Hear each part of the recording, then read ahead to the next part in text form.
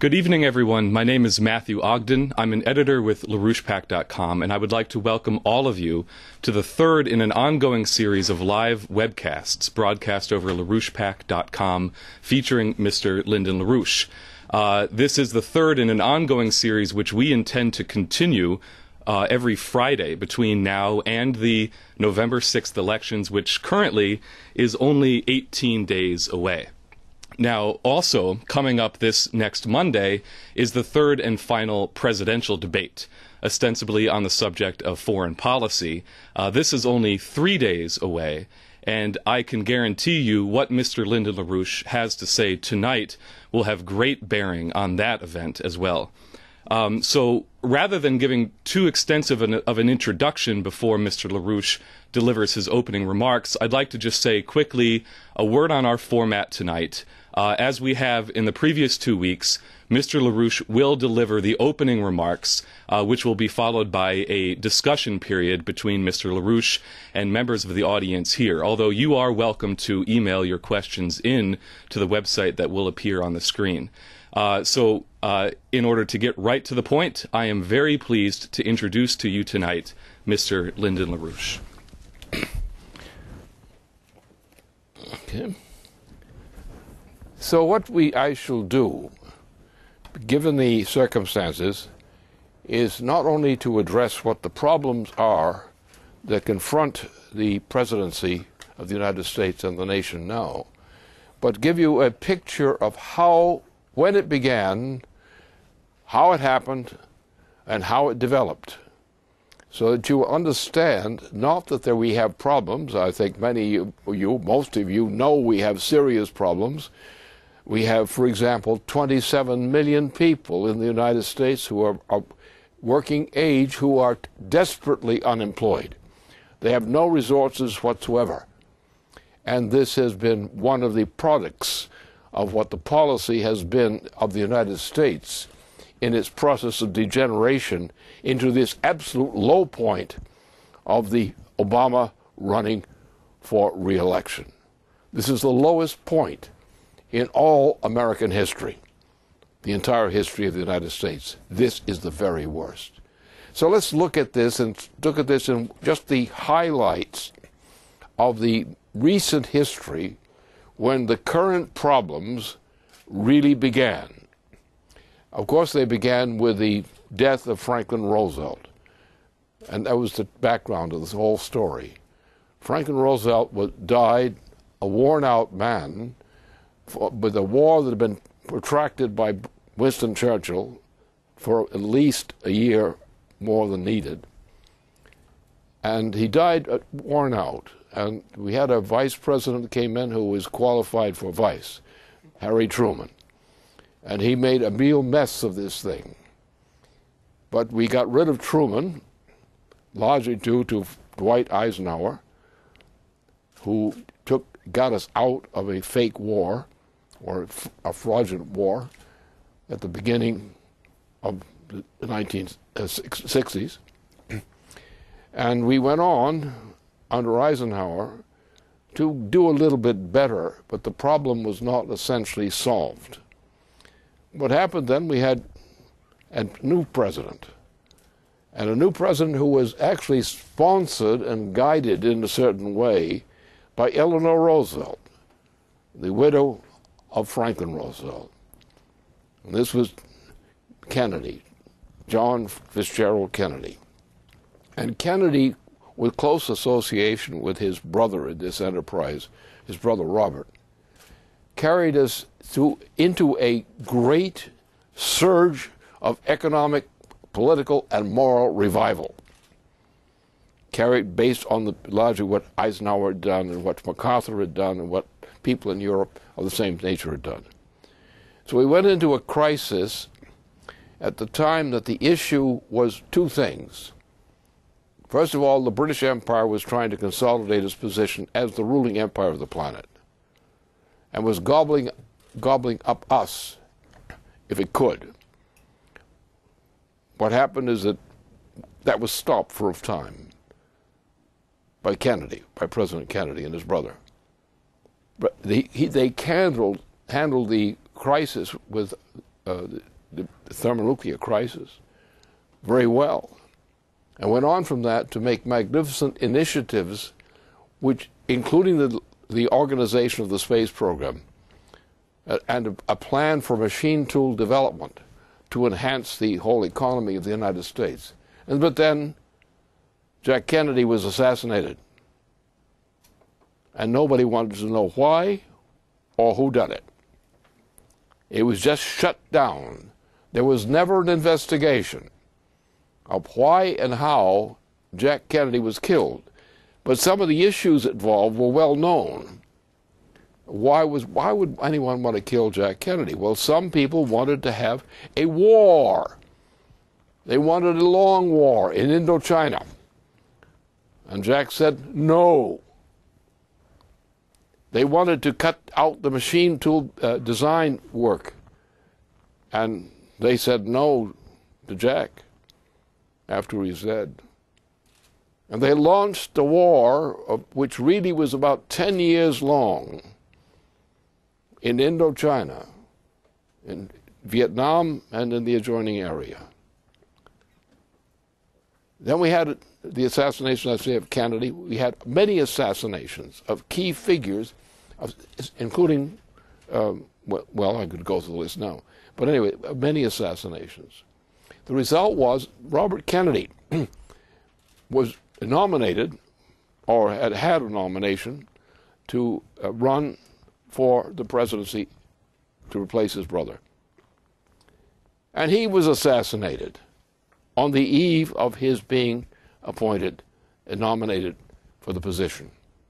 And that was covered up also.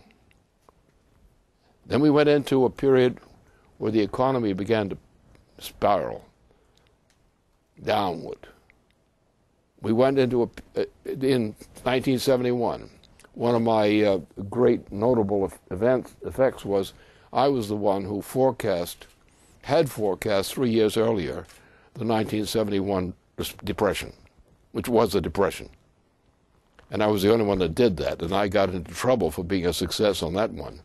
But what happened after that, the entire period of the 1970s was a disaster, an economic disaster, a disaster for the lifestyle and everything of our people. We were on the way down. But in the middle of that decade, I ran for president. Why did I want to run for president? Well, I certainly had a certain amount of backing for doing that at the time, but what was my reason for doing so? I was aware and said and campaigned for president with television and the usual stuff, and warned exactly what the reason was for the problem. There was the intention to get the United States into a thermonuclear war. So therefore, I ran a presidential campaign, not because I expected to win the presidency. That certainly was way beyond possibility at that point. But in order to put before the people, before a national public, the issue, an election issue, a presidential issue, which is we must not get into a thermonuclear war. Now, that had repercussions, both in Europe and in the United States. And people, as a result of that election and its issues, began to come around me, influential people, some very influential people, leading military figures in Europe, in France, the de Gaullists, in Germany, same kind of thing, from Italy, from Argentina, and other places. And what began to happen during that period is there was a buildup of what became known as the SDI. The actual initiation of the SDI was by me. It was done by people who had been part of the OSS, who came to me and said, let's play. It came to people, leading people in Germany, leading people, especially the military in France and places like that. Then some of our scientific community, typified by the same kind of people. And so what happened is that by 1983, I had been working on this issue. I'd drawn in some leading figures of the Soviet Union into this operation. I had drawn other people around, and we began to build a plan for what became known as the STI, and build it around Ronald Reagan. He was fully supporting of it, but we did it, and this meant people from the Soviet Union who were participating. It meant people throughout our institutions. It meant support from the German military, German leaders, that they were officially retired types, but they were leaders. The French, the Gaullists, leaders in Italy. And we had organized, so we decided, and we agreed in 1983 that we were going to launch a strategic defense initiative. Because the continuing issue from all through this process, since Khrushchev's great bomb back in the 1950s, that the capability of thermonuclear weapons had increased to the point that this was a real, tangible danger of extinction of the human species. And Reagan supported that. He was defeated on that issue. He made the same issue on his second inauguration term. And thereafter he said that it's going to come. It has to come. Well, this was the thinking really which reflected people like Douglas MacArthur, who had been a key advisor for Jack Kennedy. But then the opposition came in. He was shut down, essentially. Not fully shut down, but what he intended to do in this direction was shut down. And from that point on, except from a tickle from Bill Clinton, there has been no initiative or no leadership from the U.S. presidency to avoid a thermonuclear war.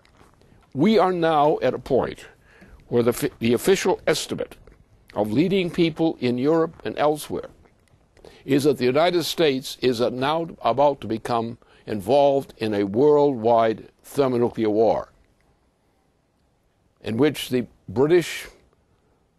United States under Obama, and Obama is very key in this thing, and others are moving toward a thermonuclear war. The credibility that it could happen now is great. It could happen in November. One day. And the thing is well known if you pay attention to what's going on with our Joint Chiefs of Staff and people like that around the world. One bright day, the fulmination in the Middle East, together with another 9/11 question, but a fulmination in the Middle East would start with a U.S. launch or threat launch of thermonuclear attack on Russia, China, India, and so forth. This would come chiefly from the United States, from the Ohio-class submarine fleet, but also from other kinds of capability. The British would be involved officially, NATO would be involved, or a good deal of it, and all within about 1 hour and a half, the entirety of the planet would be engulfed in a thermonuclear war, which would be a virtual extermination of most of the population on the planet. And the aftermath would be that. That is where we are now. That's exactly where we are. And if Obama were re-elected as president, that would happen, or probably happen.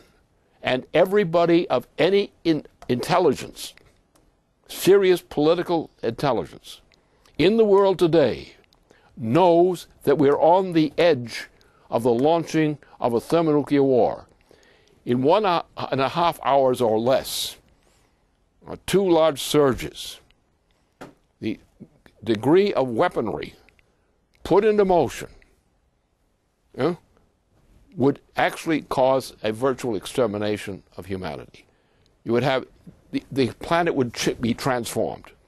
And that little joke that Khrushchev ran with his mighty midget back there in the 1950s was nothing. It's just a warning of what's going to come. And the threat of an actual launching of thermonuclear war was already on the table in the United States and some circles within the United States system in the presidency back then in the 1970s, where I was concerned about it. So this is what the cut of the real issue is. Now, what does this war mean? Why thermonuclear war? Why go for or even threaten the capability to go to thermonuclear war?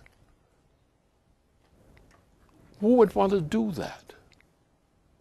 Well, you have a queen in England, for example. She's not the only problem, but the queen in England. And she is the one that wants to reduce the human population.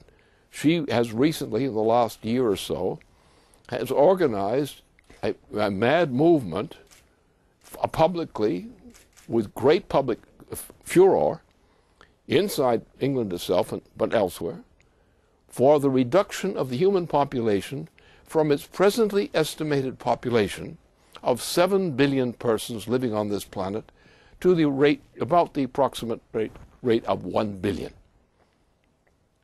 In other words, what's intended is the greatest genocide ever considered against the human species. And that is the policy of the Queen of England. And presumably the policy of her thug, who operates now, I believe, in Chicago, advising Obama. So the point is, the issue is all other issues forgotten. We got two threats. One, if nothing like thermonuclear war actually happens, the threat is the greatest poverty you ever saw, the greatest rate of death. And the green movement is actually the instrument of death. Because if we do not develop the productive forces of the total population of the planet, you are going to have death as you would never seen it or thought of it before. And if Obama is the president, elected again, it is probable that as early as November or sometime after that, that Obama as president would launch thermonuclear war. Because he would override the Joint Chiefs of Staff who warned against this, that it must not be done, and people throughout the world who know this cannot be allowed to happen. Because what's the argument? Well, Obama was created by the British monarchy. Those are the people that backed it, got all the fraudulent funds and all the things that enabled him to get elected. It was one of the greatest swindles and the most dubious pieces of victory ever conceived of, at least by a larger nation. And that's what he's here for. The evidence is there. What happened to your health care with Obama? He did exactly the first thing that Adolf Hitler did when he got into power.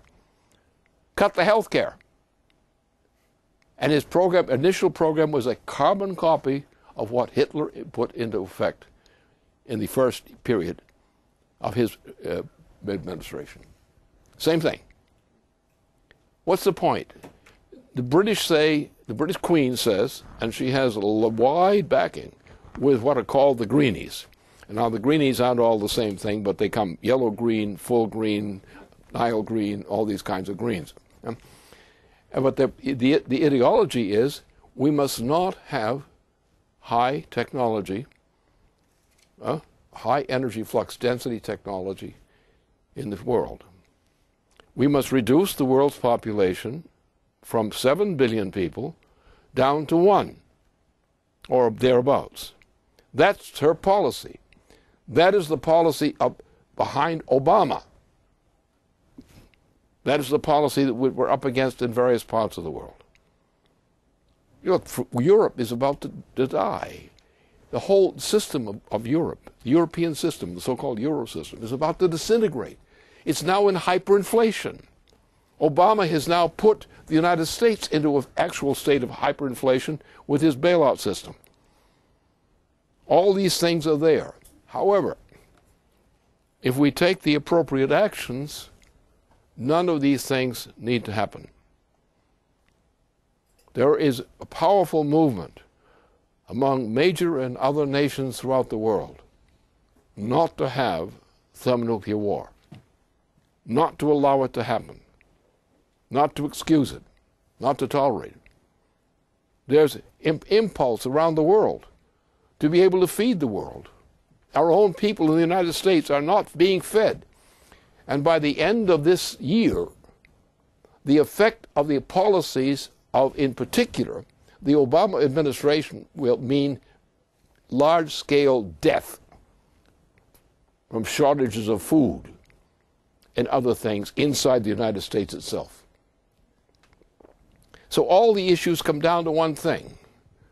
A presidency, when you talk about a presidency and you talk about issues, he's good because of this issue, or he's bad because of that issue. This is stuff that's done all the time. It's absolute nonsense. Look, what happened? We have a policy in the United States, a bad policy, a bad food policy.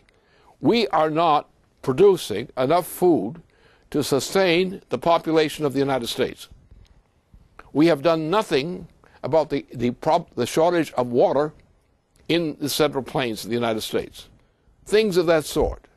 You are getting nothing but disaster from what this President Obama represents.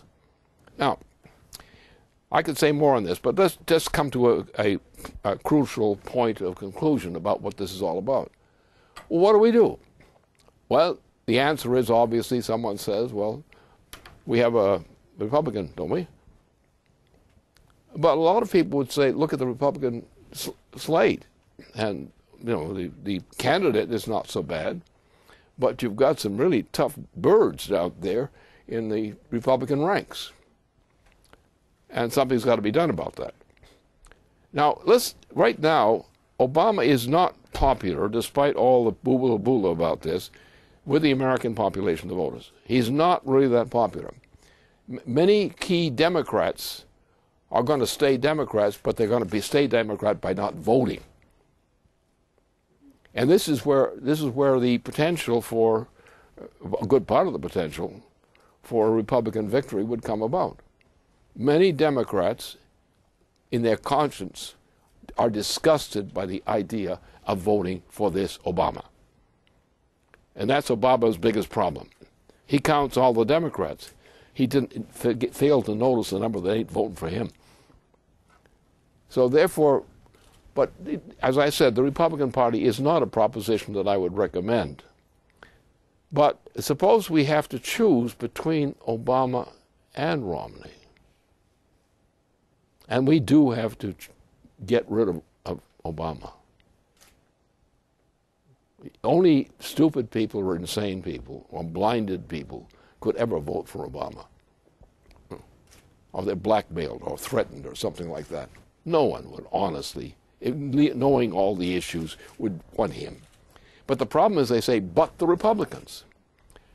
Well, this is a problem, isn't it? And that's what a lot of people out there are wrestling about. They say, yes, but. Yes, but. It ain't that bad. It's bad, but it's not that bad that we have to vote for the Republican. That's the real slogan of the Democratic Party, isn't it, right now? But there's a solution for that.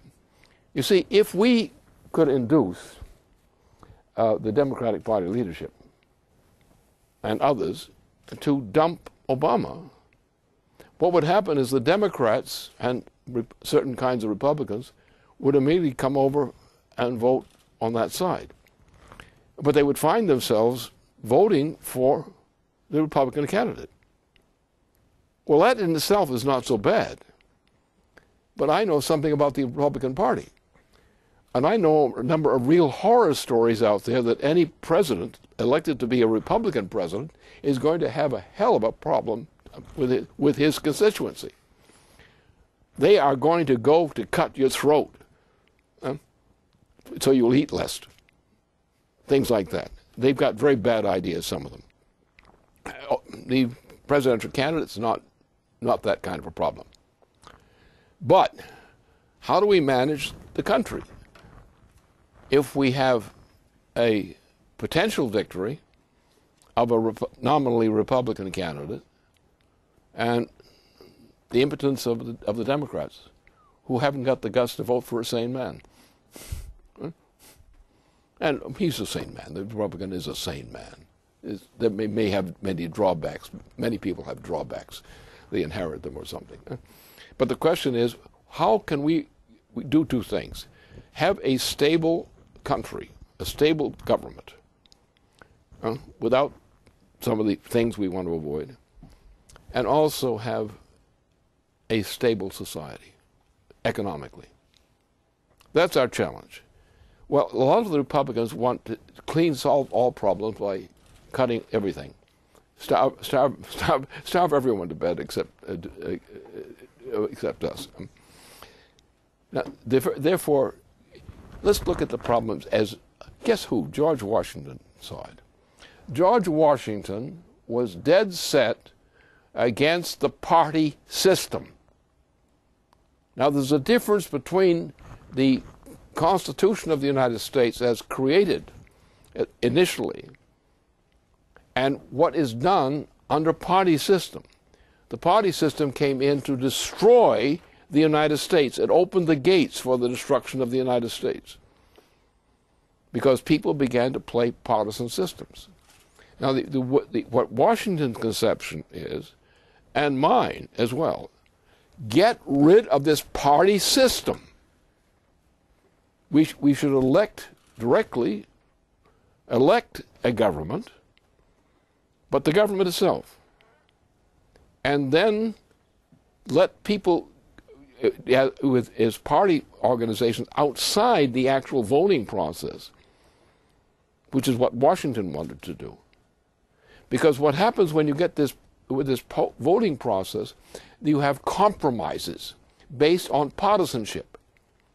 And these compromises result in the lack of measures and votes and programs which are essential for the existence of the nation. For example, the performance. Since 1971, the general performance of the party system has been to make everything worse. And how is it made worse? By compromise.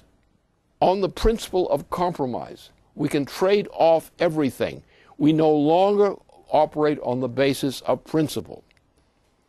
Now, what I've made clear in this election campaign are there are three things which have to be done now simply to save the United States, to keep it from crumbling. One thing, we have to actually have a Glass-Steagall law. And that's a law for Republicans and Democrats alone. Because if we don't get Glass-Steagall and we don't have World War III, thermonuclear World War III, the economy is going to disintegrate. What we have now going is hyperinflation, which makes 1923 German hyperinflation a simple joke.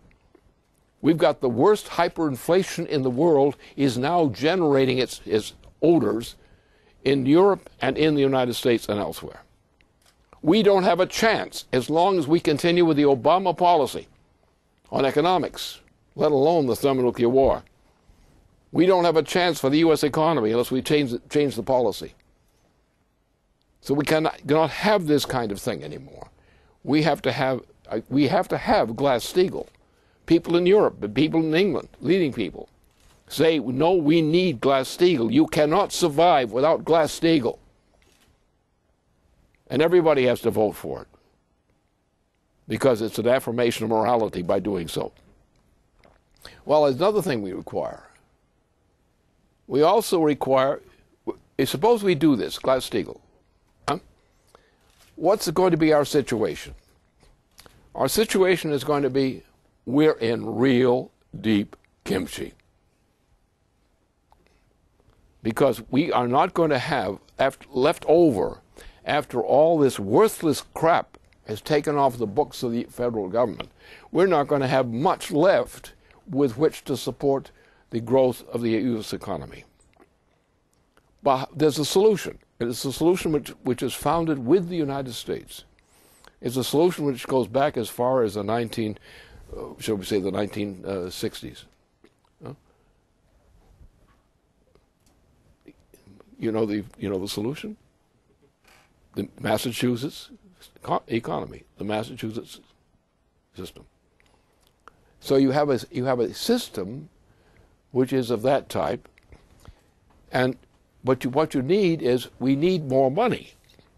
Well, we've done this before in the United States. Lincoln did it when it comes to the Civil War. It's been done otherwise.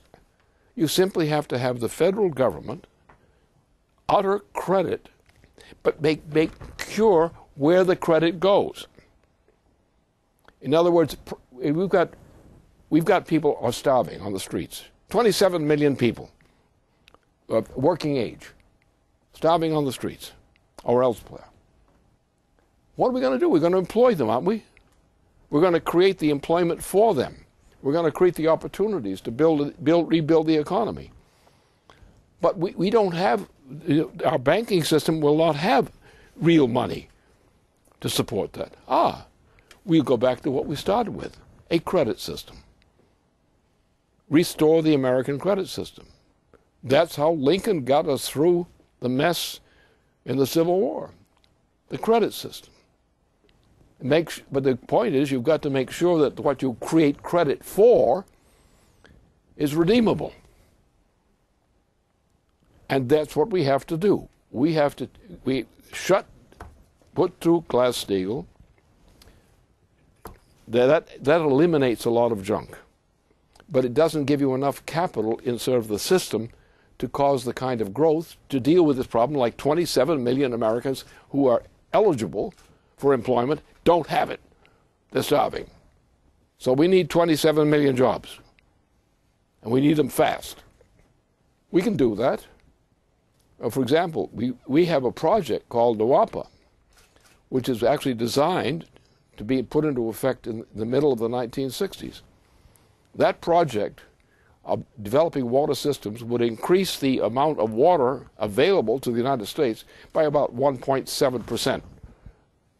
1.7 times, and that would do that. We also have, in the whole area of the northern tier, going from Missouri and so forth back, you have the former auto industry and related industry, in which you have people who still, although partly in retirement, still reflect those kinds of skills and their family skills and traditions. We don't have the kind of employment needed to create the kinds of product which are needed by the nation. So by going to a credit system, which is a traditional one for the United States and even earlier periods, by going to a credit system rather than a loose system, we can go to the banks, the legitimate banks, which are Glass-Steagall banks. We can go to them as the federal government, and we can propose that they present, together with the government itself, present programs on which we can have them estimated, if the project is worthwhile, we'll invest in it. So the federal government can be the supply of credit for the creation of employment, also for the increase of the amount of water. We have a crucial water shortage now in many parts of the United States, and we need to correct that. So how do we make this work? Well, if you don't think in terms of partisan systems, if you think in terms of American system, patriotic system, in that case, the problem is not great. Because if people can come together on the basis of providing the economic remedies that are so urgently needed in this nation as in others now, if we can meet that need, we can rebuild this nation, its structure, and its moral outlook. Now, to go into the details would take more time than this occasion fits, except as discussion may come up on this subject. But there is a remedy, an immediate remedy, which could be taken if the forces of leadership of the United States decide to do it, and it can be done now. We can cancel Bernanke. He can go ease himself someplace else. What we need to do is have a Glass-Steagall system, operate tightly on a Glass-Steagall system, and understand that in order to save the U.S. economy and its people, we've got to put in a kind of system, a credit system of that appropriate type. With that, we can find easily, and we can pick out a number of very large projects, potential, to put people back to work at real jobs, not make-work jobs, but real jobs, career jobs, for people who are going to not only to work, but they're going to increase their capabilities, they're going to increase their incomes, they're going to increase the opportunities for their children.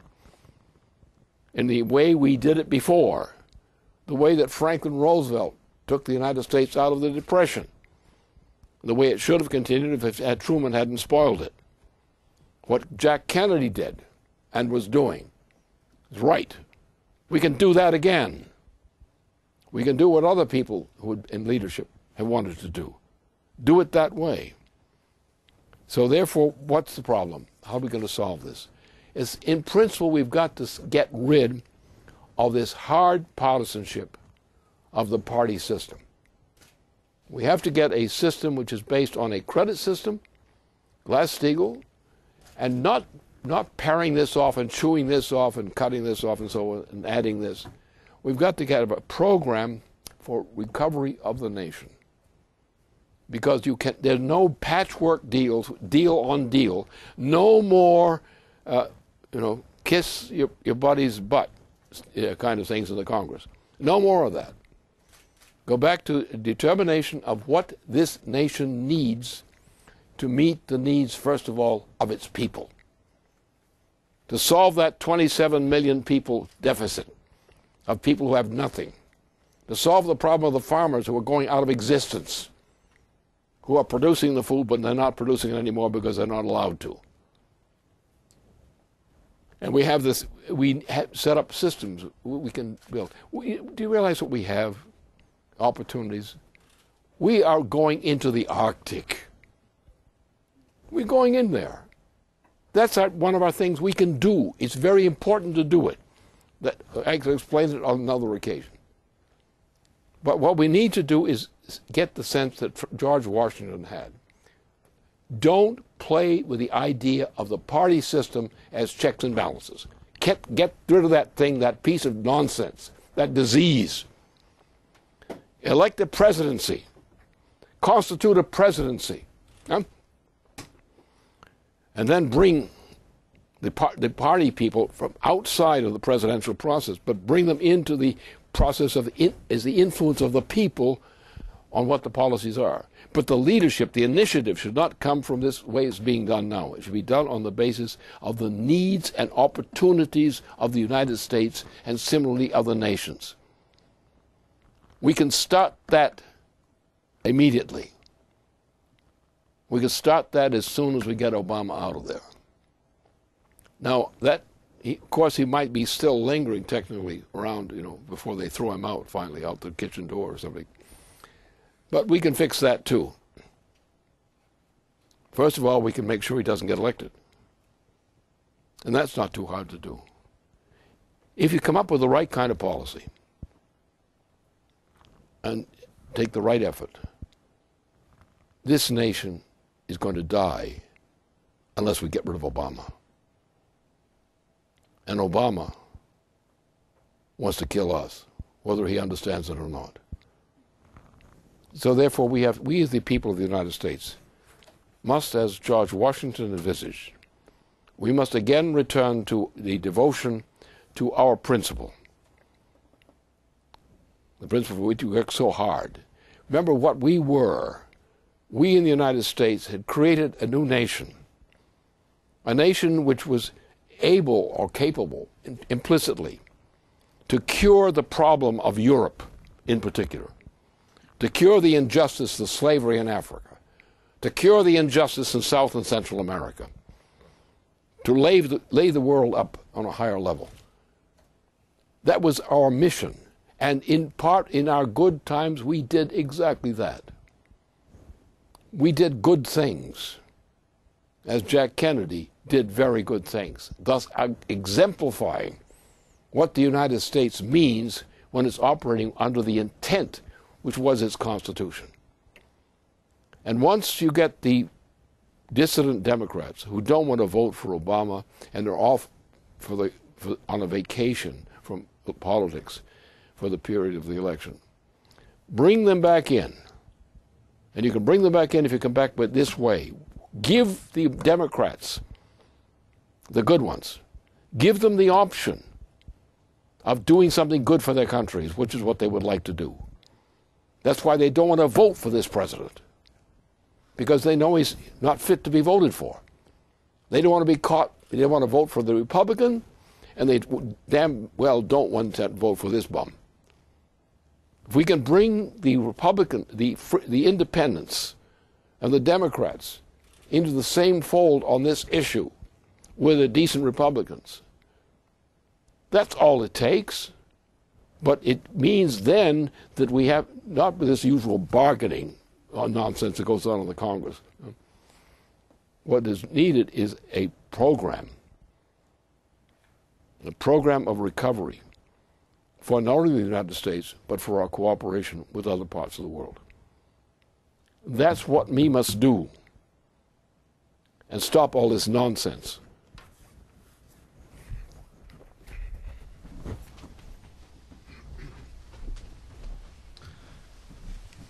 If you're just tuning in, you're watching a live webcast from Mr. Lyndon LaRouche. This is part of a series of ongoing webcasts.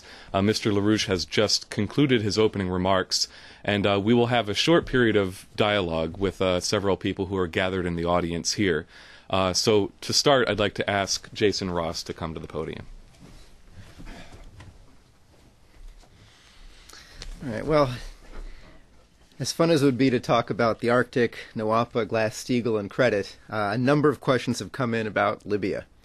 So I'm going to combine a couple of them here, take a bit of liberty.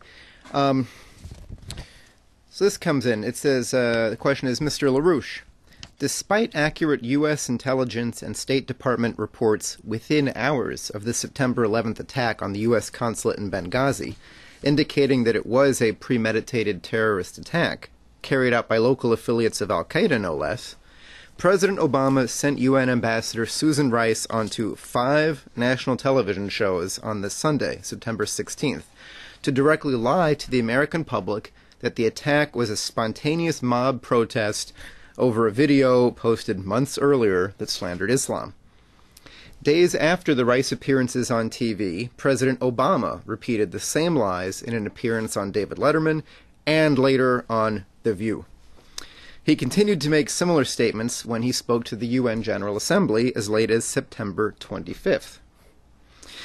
Now we have very strong indications that Obama plans to order an attack on some target or targets in the Benghazi area, perhaps on the eve of the elections, as a sort of October surprise to try to capitalize on this tragic attack that was horribly mishandled and then covered up by a barrage of lies.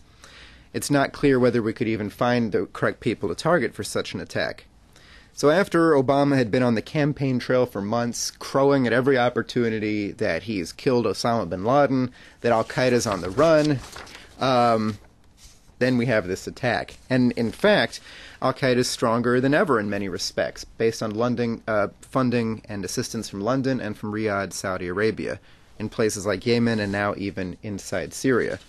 So the first question is if you'd like to comment on that, and then there's a second related question, again asking, should we launch an attack? Should we find these people and attack them in Libya who launched the Benghazi attack? And if this attack is carried out, how do you think that would, how would that change the investigations into the lack of adequate security by the Congress? Well, that's all, the first part, that's all true. And that's exactly what I was referring to. Exactly that problem. There is a scheme run by the British Queen, and it is the Queen. It's not the British people, it's the Queen. You have to understand that in dealing with international politics, the usual kind of talk is absolute nonsense. It's double talk, really. That there are imperial forces, and what happened with when Bismarck was fired by his the British relatives of the king, that at that point, World War I was inevitable. There had never been a world war before then. And what the significance of Bismarck was that he had an agreement with the Tsar of Russia that the Tsar of Russia would and Germany would block any attempt to organize a world war by France and Britain. That was the agreement. When they got a new emperor in Germany, or successor, who was of British patronage. And what they did is they got Bismarck thrown out of the position as chancellor. And Bismarck had controlled the politics in Europe with the specific intent of preventing a general war. It was understood that that would lead to some thing that you wouldn't want. So as a result of that process, we got into a world war. It was 1890 when Bismarck was discharged. And already by 1893, the Crown Prince of Britain had negotiated with the Mikado to start a general war on China.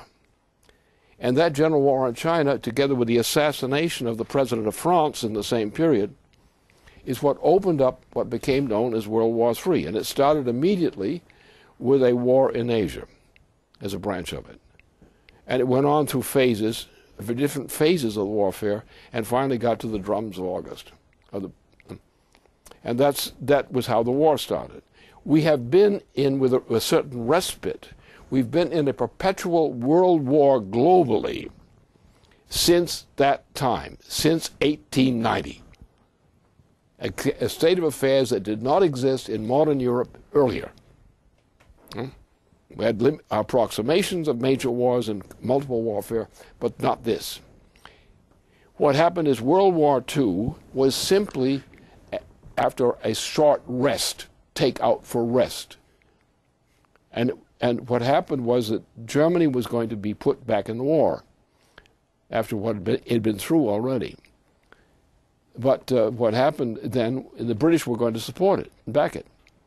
As a matter of fact, a good deal of the British ruling class had actually supported the idea of supporting a war with Hitler, or cooperating with a war with Hitler. But what happened is it didn't work out so well. And the German military did not want to get into a tangle with the British Empire. So the condition was made that instead of having a German war with Britain, a Nazi war with Britain, which the French were fully agreed to, the whole French Petition, it was fully as rotten as you can imagine. And so that became World War II. And that World War II then went automatically into World War II, as I indicated. What we're dealing with now is really World War III. And that is the logic behind the threat of a thermonuclear war. But when you start to get into war, you see what happens. They start to get a world war. That was always done by starting a group of smaller wars, or local wars, and then expanding the local wars into general wars. That's how world war occurs. That's how it's being done now. You have wars going on. For example, you had Tony Blair, who's one of the worst pigs you ever want to see, the worst creatures on this earth. And he was the fellow who pushed through, fraudulently, a second Iraq war. This second Iraq war, which you know went on for a long time, build up the process together with playing with games of warfare in Afghanistan and things of that sort. That set into motion another world war scenario. And if you look at very carefully at the way in which the First World War occurred, beginning shortly after the Bismarck ouster, then you see the pattern. So the way you don't go out with, I've got a big plan for world war. That's not the way they do it. You have a plan for a conflict, to settle an issue. You create an issue, and you're going to settle the issue. So you get somebody else involved in it, goose them, or get them all riled up, and the thing spreads. So there's not the idea of the fine rationality that most people presume is this organizing world war. You don't go out and organize world war. You actually have to organize it as a process. And that's how it's done. And that's what's happening to us now. We are now being organized in a process which is intended to produce thermonuclear war. And the point is, the threat is either you submit to us and we'll call off the world war, or we'll give you a world war. And that's what we are now. And that's what we have to understand. So therefore, the only way you can deal with this is by, as what is attempted, if you think the Joint Chiefs of Staff, Dempsey, for example. Same thing on the Russian side. You have people who understand this process and say we've got to organize against it. We've got to make it not happen. Because once it starts, once the first thermonuclear weapon is shot by a major power, you've got World War III. And that's where we are. The only way to stop it is fire Obama now.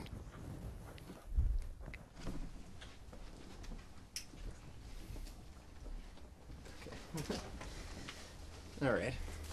Well, this is sort of even another follow-up to this one here. This is some things we recently came across.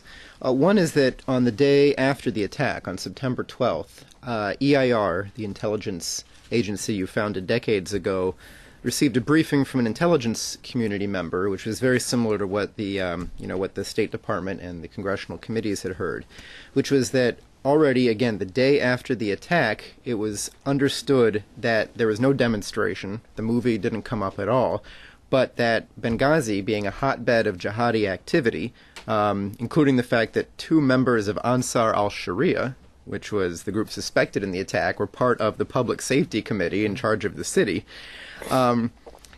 it had become clear that there was no surprise involved in this, that there were repeated warnings about the security situation.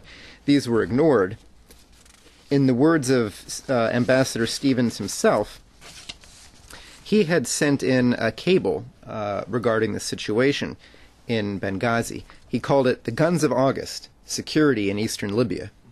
And he said that, this is back on August 8th, the ambassador said that Benghazi has moved from trepidation to euphoria and back again as a series of violent incidents have dominated the political landscape. The individual incidents have been organized, a function of the security vacuum that a diverse group of independent actors are exploiting for their own purposes. Islamist extremists have attacked the Red Cross with relative impunity. What we have seen are not random crimes of opportunity, but rather targeted and discriminate attacks. He said, attackers are unlikely to be deterred until authorities are at least as capable. So here you've got straight from Ambassador Stevens, his view that there is a series of attacks, which we've gone through. There's plenty of detail on this on our website and other places about the other embassies being attacked, the Red Cross being attacked, the consulate itself being attacked, and the idea that that the president didn't receive this briefing is basically indicative either of the fact that he's just lying, which seems most likely, or that he's so amazingly incompetent that after an American ambassador is killed for the first time in decades, Obama doesn't even get a real briefing on it. And then instead we've got the idea that the U.S. didn't want to ramp up security too much, didn't want to have a big presence by putting Marines in the area, as though anybody in the city was unaware that this was an American consulate. So I know it's rather similar to what was just asked, but if you'd like to say any more on the subject, yes. There's a lot of people want to hear more about it. Absolutely. No, this is... remember, Obama is not very intelligent, but that's not the only part about it with him. He's a very strange kind of personality. It's not normal at all. He's a tool. Right? So in this, what is done in this case, you get orchestration. It's always orchestration. Now, Obama's not that smart. He's facile, but he's not that intelligent. But he's a tool, and the British are running it. They're running this one, or the Queen's Own are running this whole operation. Their aim is to get a world war. You tend to look at, I look at the future. I'm a forecaster. I look at the future. I've been successful in forecasting where the so-called the best forecasters have failed because they believe in the past. They believe in what has already happened. They believe that the past causes the future. Whereas I know that the future causes the future. So that people are sloppy because they don't think intelligently. They think that the past causes the future. And they assume that by controlling the past, they can control disasters which might occur in the future. That's why they're suckers. When you're competent in forecasting, you don't assume that you're dealing with the animal mind. When you're dealing with human forecasting, you have to assume that you're dealing with a human mind, not an animal mind. But what happens in terms of forecasting, most people who forecast use the animal mind side of their nature, not the human side of their mind. They are not actually forecasting. They are extrapolating. And that's the difference. They use statistical methods, which are only methods of extrapolation, not forecasting. Human forecasting, and no animal is capable of this. Human forecasting is based on the ability of the inventor, the discoverer of a physical principle, to apply that principle. And so that's where the problem lies. So this fellow is a bunch of idiots, essentially, when it comes to forecasting. They always try to extrapolate from the past. Therefore, they are left unguarded. They have no idea of what it means for the future to intervene in the present.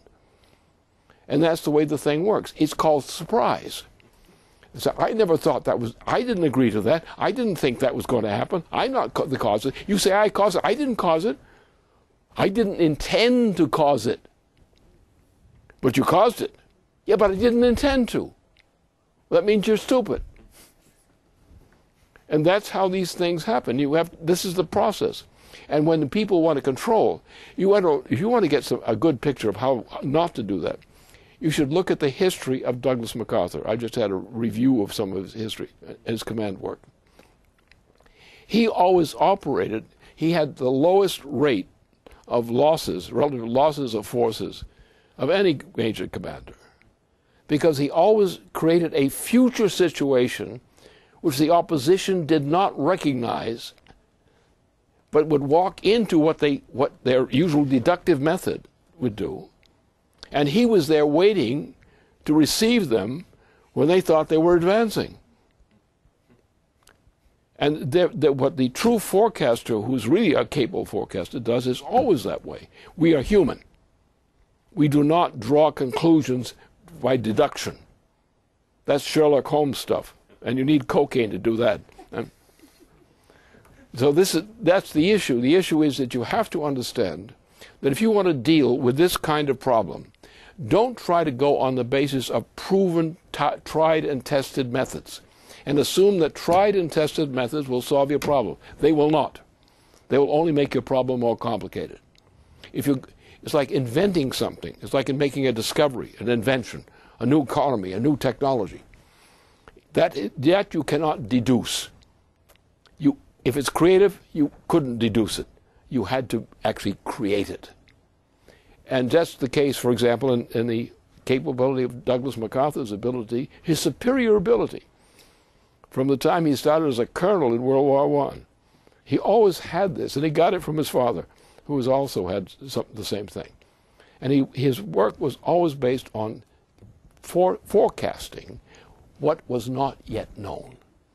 And he was there waiting with a small number of troops, relatively speaking, when the large number was ponderously piling in, and he was waiting for them and wipe their butts.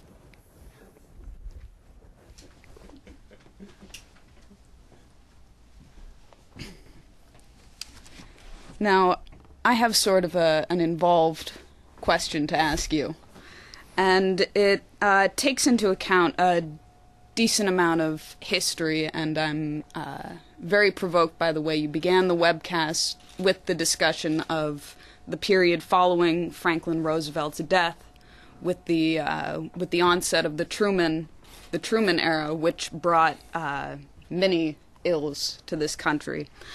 So I'd like to raise a question of the assassination of President John Kennedy, and from what this organization, what the LaRouche organization has published in the past, what you know, I believe through your direct experience in such matters, is that this operation against the United States was run in a large part through an incredibly well-funded assassination ring. You can put the name Permindex on it. Trading exposition company, a whole octopus network of them, whose president just so happened to be a superb asset of British intelligence, who then went on to become another asset of the FBI, who was actually recruited into the FBI. And this network operated through commercial ventures, which were highly effective at conduiting money, laundering money. So this was money laundering through these commercial ventures. This was drug money as well, and this went toward funding the most, you could say, successful assassination ring, which was responsible. And there were players even within his own administration, within the Kennedy administration, who were assets of this apparatus. This was an international apparatus, which French President Charles de Gaulle caught onto and made many attempts to try to shut down. But in the end, what strikes me is 1 year ago, we put out a video. I had a certain amount of responsibility in it. 10 years later, the 9/11 video debunking what the apparatus was behind the original 9/11 attacks. The funding of the hijackers through a slush fund, which was a British BAE Systems weapons, one of the largest weapons companies on the planet still today, and Saudi oil venture, which created the slush fund that enabled 9/11 Part 1. Now that apparatus, because it has not been exposed, and it is basically well known within the intelligence community, within former members of the Congress, that this is likely to be, this connection, the Saudi-British connection, is likely to be what is in the 28 pages that President Barack Obama swore to reveal and never did. So again, it's a little bit of an involved picture to try to paint for you, but I'm wondering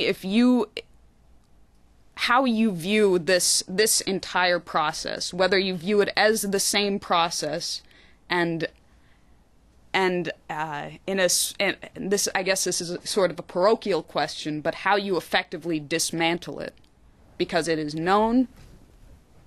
What do we do about it? Okay. Well, there are various ways to go at that thing. My first experience came from people in France.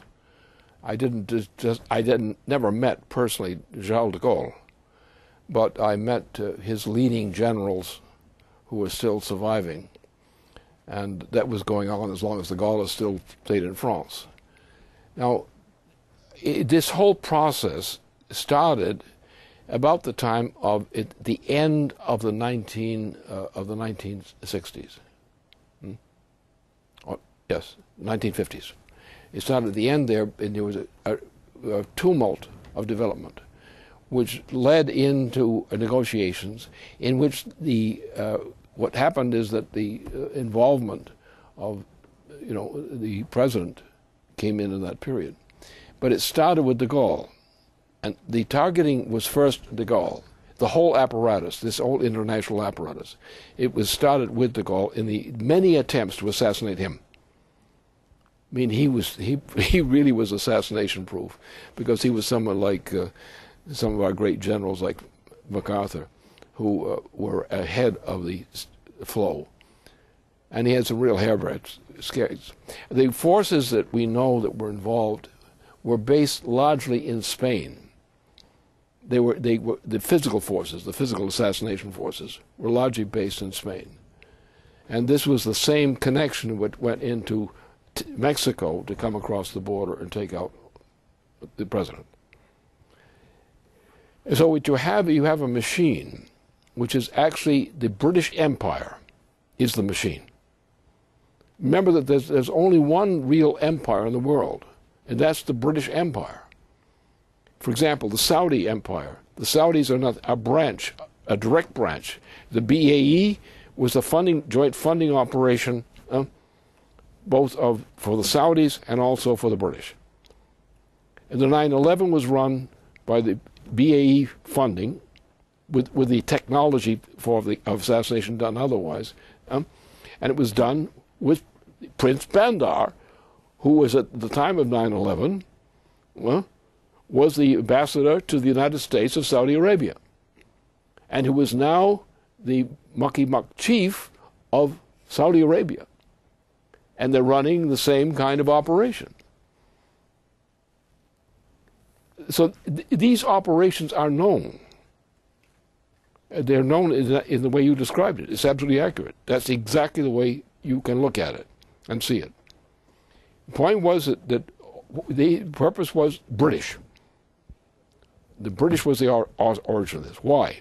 Because what was threatened, partly with Eisenhower, and then with Kennedy, in that succession, was that the United States was going to bounce back. In the middle of this, you have the Khrushchev problem, and you have to wonder who helped Stalin to die. Because Khrushchev, I happen to know, was controlled by the British. He had Bertrand Russell organized the committee which controlled Khrushchev, and was organized with 4 people assigned for Khrushchev, who were stationed in Britain, who was doing they were Russians, but they were working to control Khrushchev. So this is the kind of thing that goes on. It's more complicated than you indicate, but the features are exactly the same. It follows the same track. And it's operating now. I've had a few brushes with this sort of thing, which wasn't carried out the way it could have been.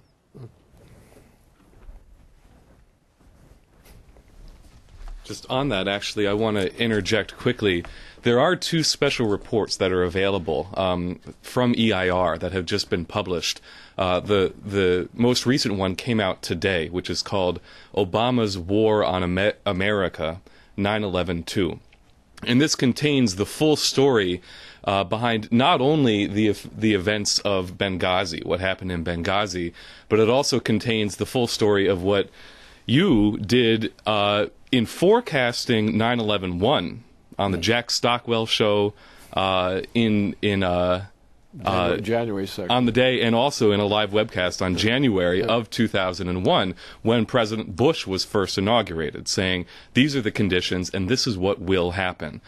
So this contains that full story, along with many, many of the details behind Prince Bandar and this involvement. Now, there's also another special report which has been published recently, which is available, which is on the story behind the British war drive towards World War III, actually going chronologically from the moment that Muammar Gaddafi was murdered which actually Human Rights Watch has just published a report saying that not only was the murder of the captive Gaddafi a war crime, but also the murder of 66 members of his party who were captive through drones and elsewhere, ordered ultimately from Obama, is a war crime.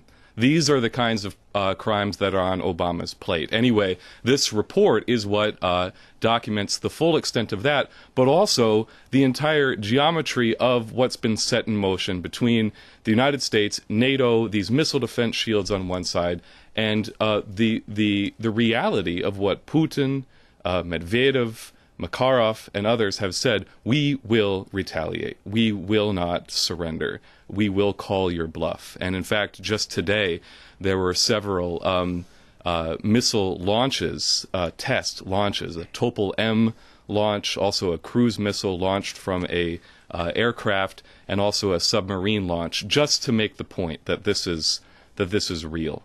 So I want to say that all of the documentation is available, and we've put it together, and there really is no excuse not to have this be what's informing the next several days of the ongoing fight to rid the United States of the presidency of Obama through defeat in the election. So I wanted to interject that and then ask Jason to come up for one final question. Mm-hmm. Well, this concerns the science of forecasting. There's a question that came in about in a world without parties, in a post-party world, the science of forecasting takes center stage at offering a way of making policy. Now, there's another specific question tied with this about what the nature of how the mind works in making discoveries.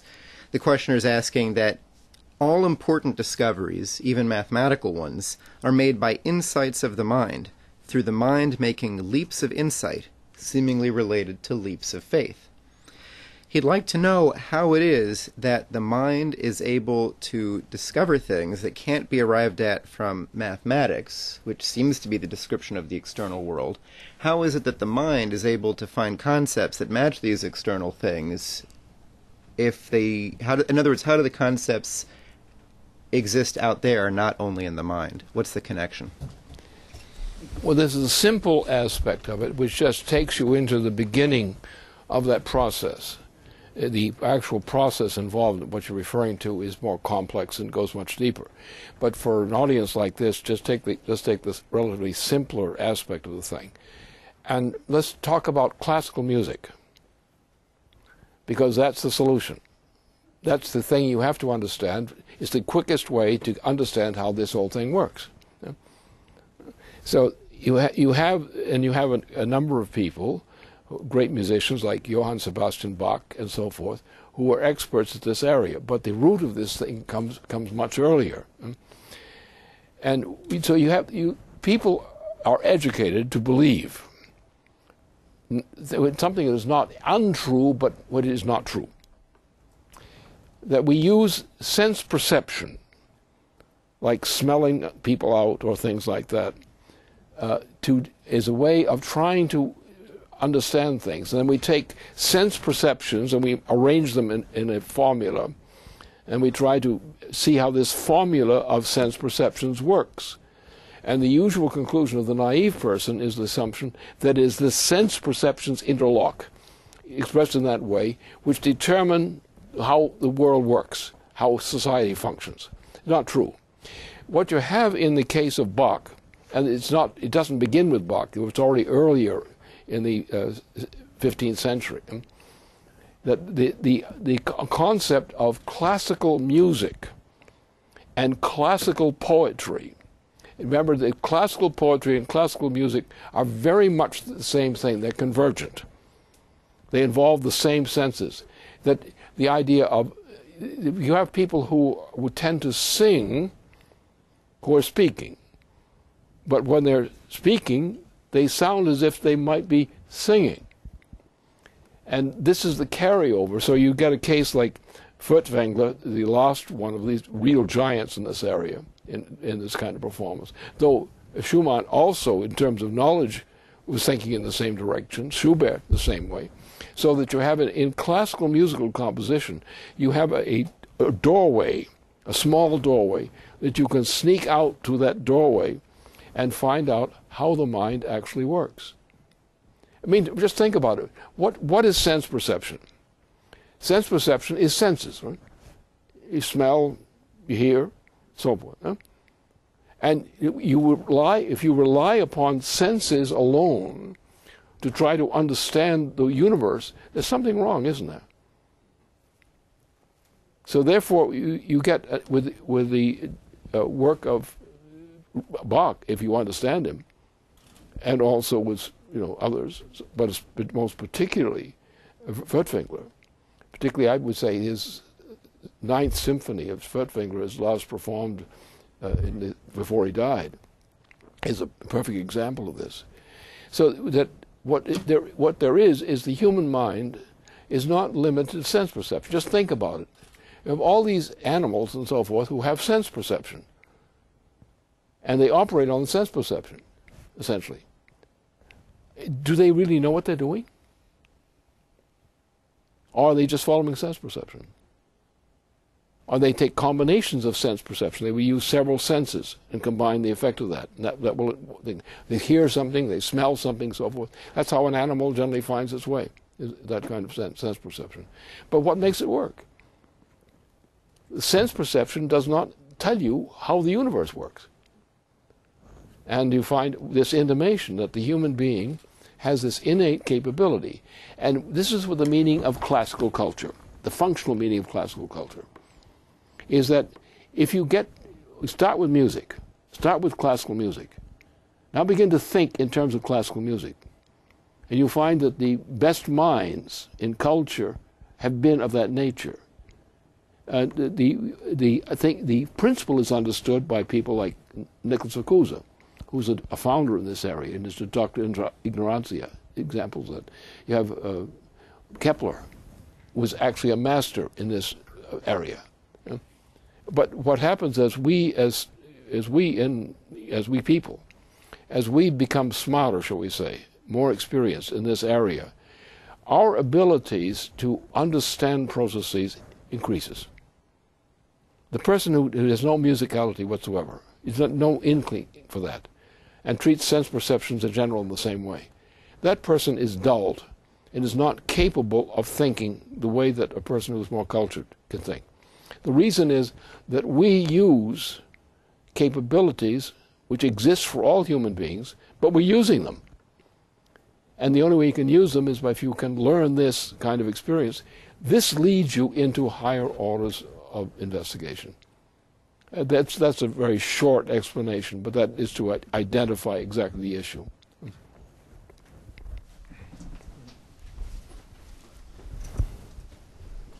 And I will say that is the issue which is